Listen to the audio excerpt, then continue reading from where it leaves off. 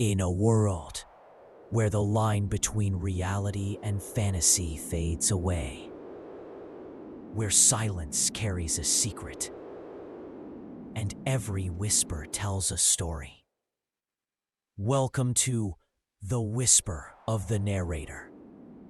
Here, tales are not just told, they are lived. Souls are reborn through words of mystery and magic, where fear, passion, and destiny intertwine. Every story you hear here will awaken something within you. So listen closely. The whisper begins now. Are you ready to listen? Chapter 1. System activated.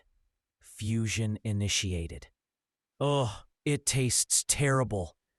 10-year-old Watson held the brick-like black bread in his hand and put it into his mouth. He controlled his strength carefully and avoided using teeth-breaking force.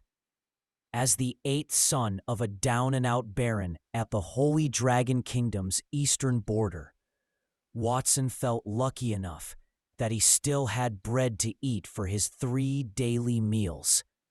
The Holy Dragon Kingdom was located in the center of the world. It was warm, like spring, all year round, and had abundant produce, which only served to encourage sloth in people. Tens of millions of people lived in that land, and 1 in 1,000 was a noble. However, one should not assume that a good life awaited them just because they became a noble. It was the duty of a noble to exercise control and be responsible for the management of land under their name. Since there was too much land, they paid a large amount of taxes to the country annually. Some nobles were heavily in debt, and the Gary family that Watson belonged to was one such example. They owned 100 acres of fertile land, but failed to hire workers due to his father's incompetency in managing the land. As a noble, he was bad at farming, so the land was already overgrown with weeds. If not for the family's chicken farm, everyone would have starved to death. Life was already difficult to begin with, and Watson's 40-year-old idiot of a father could only rue their misfortune while drinking heavily and plowing his 38-year-old mother every night. He seemed eager to create another 9th sibling for Watson. When will this life end? Watson sighed. He endured all his suffering and swallowed that black piece of bread. Watson, why are you daydreaming here? If you have the time to daydream, why don't you come hunting with me? You've only been able to drink salted mincemeat soup every Monday recently. And if this goes on, you might only see meat once a fortnight. A crisp voice sounded behind him. Watson turned his head and saw a young girl pushing open the door of the 3-story wooden house. The young girl had a petite stature and carried a hardwood bow on her back. Her thin clothes were wrapped in a hide skirt. Her long purple hair was tied into a ponytail, and she had a tender, far face. Meanwhile, those round, amber eyes of hers were brimming with energy. Watson's turned his eyes and landed his gaze on 2 places. Her fair thighs, covered in visible fine hair, could be seen under her hide skirt when it swayed in the breeze. Her slightly bulging chest, the result of just entering puberty, made her look cuter than cute, making it difficult for anyone to take their eyes off her. Unfortunately, he was unable to have any evil thoughts towards that young girl. Scarlet, I'm not going hunting. Scarlet, the seventh born in the family, was only 1 year older than him, compared to her eldest brother, who went out to look for work, their second eldest sister, who had been sent to the town after her magical talents had been noticed, and the rest of the older siblings, who were either physically weak or did not like to go out. Scarlet was rather reliable, as she knew how to lighten the family's burden. However, Scarlet's archery skills were merely average.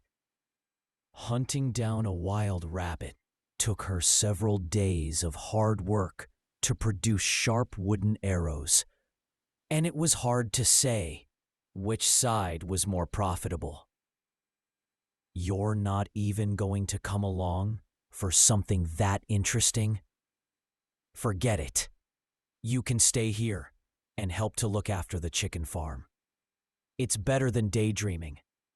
Scarlet's excited expression gradually cooled down.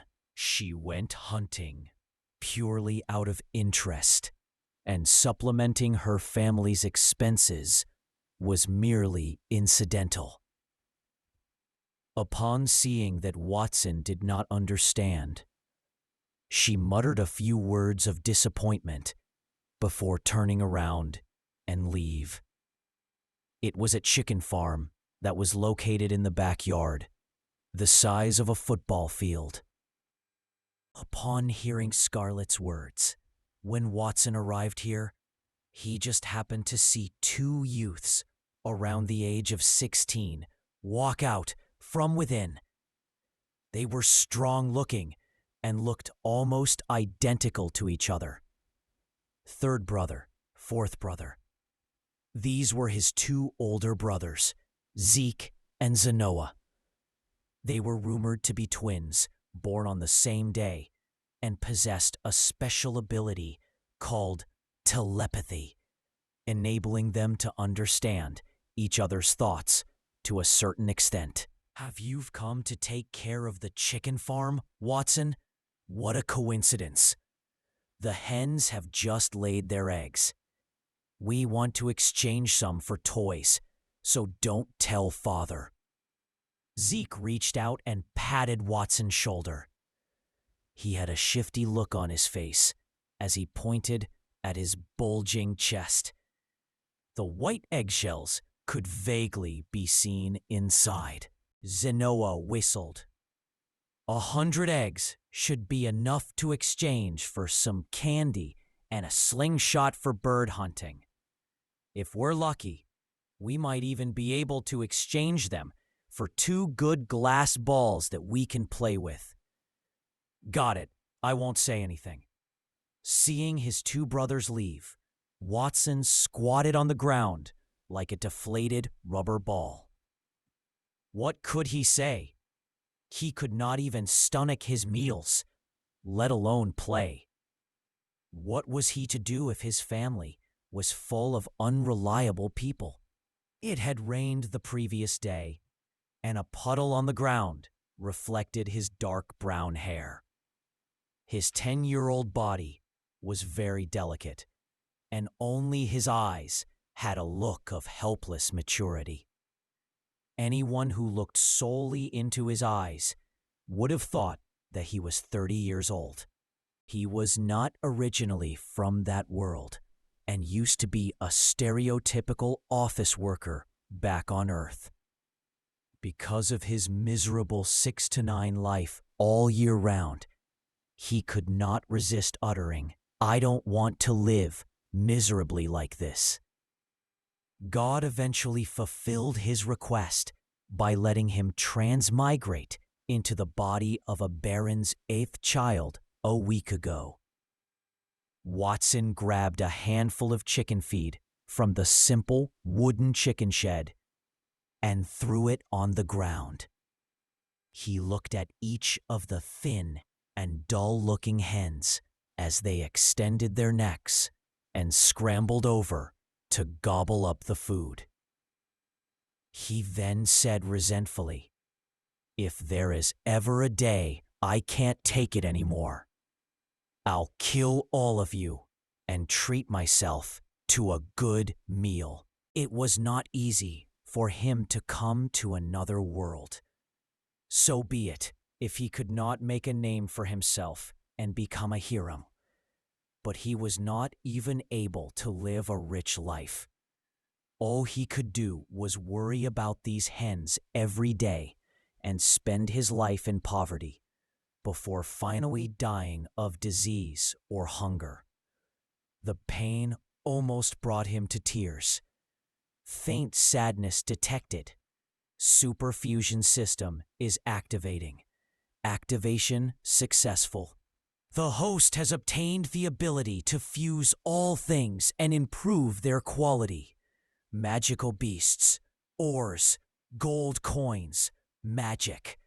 The system capabilities is limited only by the host's imagination. Could it be the legendary Midas touch? It was rumored that every transmigrator would receive a blessing from the heavens, and it turned out to be true. Watson was stunned. He suddenly felt an inexplicable message enter his mind, and a row of small glowing words floated above the head of the hen in front of him. Subject to fuse, ordinary hen.